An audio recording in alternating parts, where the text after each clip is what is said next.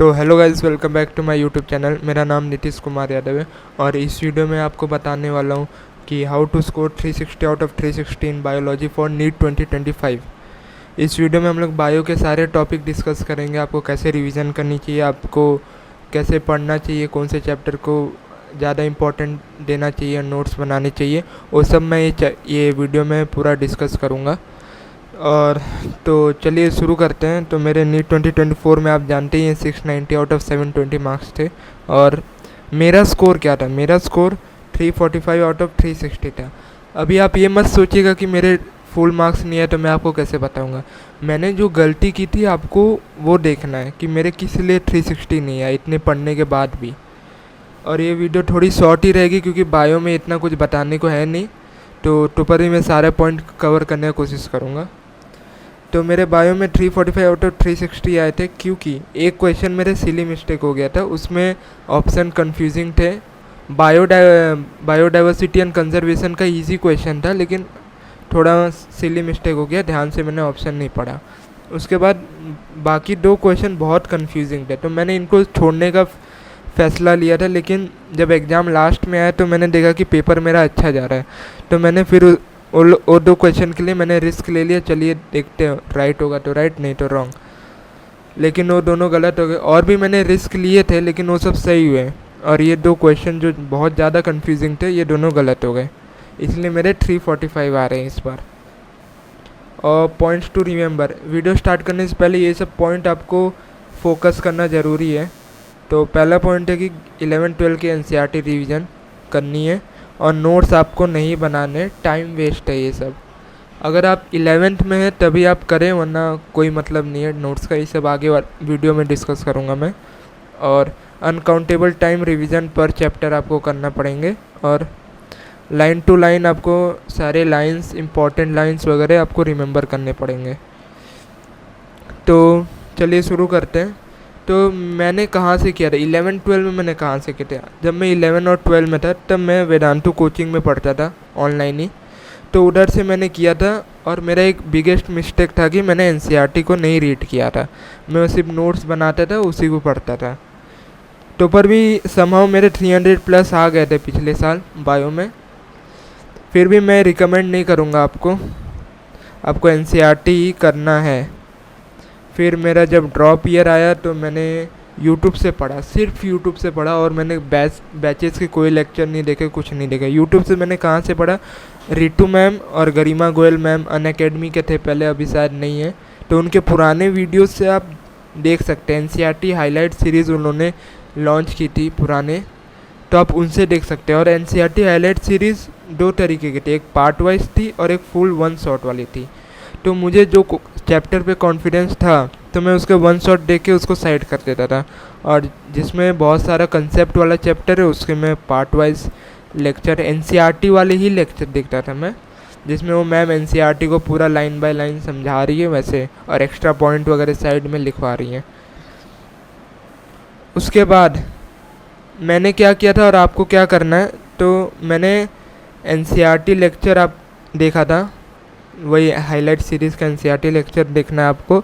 उसके बाद उसमें जब मैम करा रही हैं उसी के साथ आपको अपना NCERT लेके बैठना है। उसमें आपको इम्पोर्टेंट लाइन और वर्ड्स अंडरलाइन या हाईलाइट जो भी आप करते हैं उससे करते जाना है टीचर के साथ। और जो एक्स्ट्रा पॉइंट मैम बता रही है उसको आप NCERT के साइड में ही इधर लिख सकते हैं, उसमें कोई दिक्कत नहीं है। मैंने भी लिखे थे, मैं आगे दिखाऊँगा आपको। उसके बाद जब हो जाए लेक्चर ख़त्म हो जाए, फिर एक बार अपने से रीड करिए पूरा चैप्टर। उसमें आपको जो इम्पोर्टेंट लाइन लग रही है, जो आपको लग रहा है कि मैं ये लाइन भूल सकता हूँ या ये ज़रूर आ सकता है, जैसे कुछ कुछ लाइनें होती हैं जो आपको टीचर लोग नहीं बताते लेकिन जब आप पढ़ते हैं तो आपको लगता है कि हाँ ये बहुत इम्पोर्टेंट है, उसको आप ज़रूर मार्क करें। बस इसके बाद हो गया उस चैप्टर के लिए आप लेक्चर, फिर आपको कभी नहीं देखने की ज़रूरत है, आप लेक्चर को भूल जाइए। और लेक्चर एक ही शर्त पे देखिएगा, अगर आपको कुछ महीनों बाद उसमें से कुछ पॉइंट समझ नहीं आ रहा है, कुछ पैरा समझ नहीं आ रहा है, तो आप उसको वापस से जाके देख सकते हैं, तो उसमें कोई दिक्कत नहीं है। बाकी आप नहीं देखेंगे लेक्चर उसके बाद तब भी चलेगा। अभी फिर रिवीजन, जब आपने एक चैप्टर कंप्लीट कर लिया उसके बाद रिवीजन कैसे करेंगे, तो ये मैंने कुछ अपने एनसीईआरटी डाली है। अभी ऐसा भी मेरी एनसीईआरटी एकदम रंग के पूरा सारा लाइन मार्क किया हुआ वैसा कुछ नहीं है, सिर्फ इम्पॉर्टेंट चीज़ें आपको पढ़नी होती है एनसीईआरटी में। जैसे ये पूरे पैराग्राफ में सिर्फ ये 4 लाइन रेडॉक्स पोटेंशियल वाली इम्पॉर्टेंट है, उसके बाद जेड स्कीम, रेडॉक्स पोटेंशियल, फिर नीचे में ये 4 लाइन, ऐसे करके मैं लाइन बाय लाइन जो जो इम्पोर्टेंट है उसको मार्क करता था। उसके बाद जो डायग्राम है, डायग्राम में जैसे ये प्लास्टोक्विनोन, प्लास्टोसाइनिन, ये सब एनसीईआरटी में नहीं दिया, फिर भी मैं डायग्राम में उसको लिख लिया साइड में ऐसे। तो आपको भी, आप भी ऐसे कर सकते हो, डायग्राम को ही एनसीईआरटी वाले जो डायग्राम है उसी में आप एक्स्ट्रा पॉइंट लिख लें। उसके बाद जैसे ये वाला पेज है, इसमें ये पूरे पैराग्राफ में कुछ नहीं है, मीन्स उतना इम्पोर्टेंट नहीं है, 2 लाइन को छोड़ के, और बाकी क्रिस्प आउट करके मैंने इधर साइड में लिख लिया। ऐसे भी आप कर सकते हैं। और जो इम्पोर्टेंट वर्ड है, मेम्ब्रेन, लेमिला ऑफ ग्रेना, ये सब आपको कंफ्यूज कर सकते हैं एग्ज़ाम के टाइम में, तो मैं वो सब वर्ड को सर्कल कर लेता था और बाकी साइड में भी थोड़ा थोड़ा पॉइंट लिख लेता था। और डायग्राम आपको करना ही है, ये लाइन हो गई, ये पैरा में कुछ नहीं है, फिर इधर कर लिया। आपको ऐसे एनसीईआरटी पढ़नी पड़ेगी अच्छे से, आप देख सकते हैं। फिर इसमें भी आएंगे तो आपको सारे टेबल करने हैं, और इधर ऊपर वाले पार्ट में कुछ नहीं है, नीचे वाले में डेफिनेशन है प्राइमरी सेकेंडरी मेटाबोलाइट की, तो वो सब करके नीचे बायोमोलिक्यूल के डेफिनेशन वगैरह ऐसे करिएगा। और साइड में ये सब टेबल का क्रिस्प आउट करके मैंने इधर नीचे भी लिख सकते हैं आप अपने हैंड राइटिंग में, ताकि आपको याद रहे कि हाँ मैंने ये चीज़ वहाँ लिखी थी उस समय पर। और इसमें वही मैंने बोला, सिर्फ इम्पोर्टेंट लाइन आप मार्क कर लें, पूरा पैरा अंडरलाइन हाईलाइट करने की ज़रूरत नहीं। और मैं पेन से करता था, क्योंकि पेन से मुझे हाईलाइट बहुत गंदा दिखने लगता था हाईलाइट करने के बाद, तो मैं सिर्फ पेन से ही करता था। तो आपने ये देख लिया कि कैसे कैसे मैं अपने एनसीईआरटी को हाईलाइट करके करता था। और मैं इसका हर चैप्टर का हाईलाइट मैं अपने नेक्स्ट वीडियो में भी टेलीग्राम पे कुछ दिन बाद डालने का सोचा, उसको भी डाल दूँगा मैं, तो आप कुछ इम्पोर्टेंट लाइन आपको कोई मिस ना हो। और ऐसे जब आप करिएगा, जब रिवीजन करने आइएगा, तो ऐसे एक हफ्ते में आपको 7 दिन तो करना ही होगा, बायो पढ़ना होगा, एक भी दिन आपको छोड़ना नहीं है। और एक दिन में मैं 3 से 5 बजे तक करता था, 2 घंटा देता था बायो को, तो उसमें मेरा 1-2 चैप्टर आराम से रिवीजन हो जाता था लाइन बाय लाइन। तो बायो को आपको ऐसे करिएगा तो आपको कोई टेंशन लेना ही नहीं है।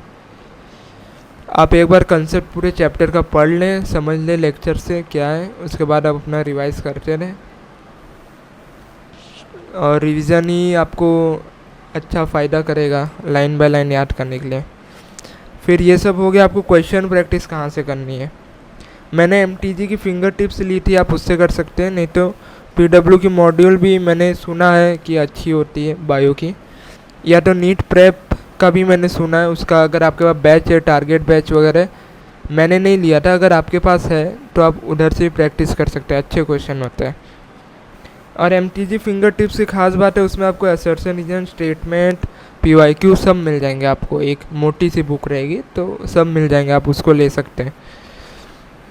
और बाकी क्वेश्चन प्रैक्टिस तो आप PWLN का टेस्ट देंगे तो उससे बहुत इनफ, मोर देन इनफ है।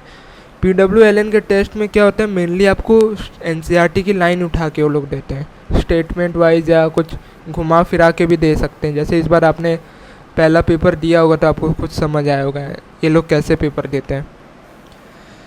तो अगर आपको उधर कोई भी जाके नई लाइन दिखे आपको as a in the form of statement और असर्शन रीजन, तो उसको घर आके आप एनसीईआरटी में मार्क कर ले अच्छे से।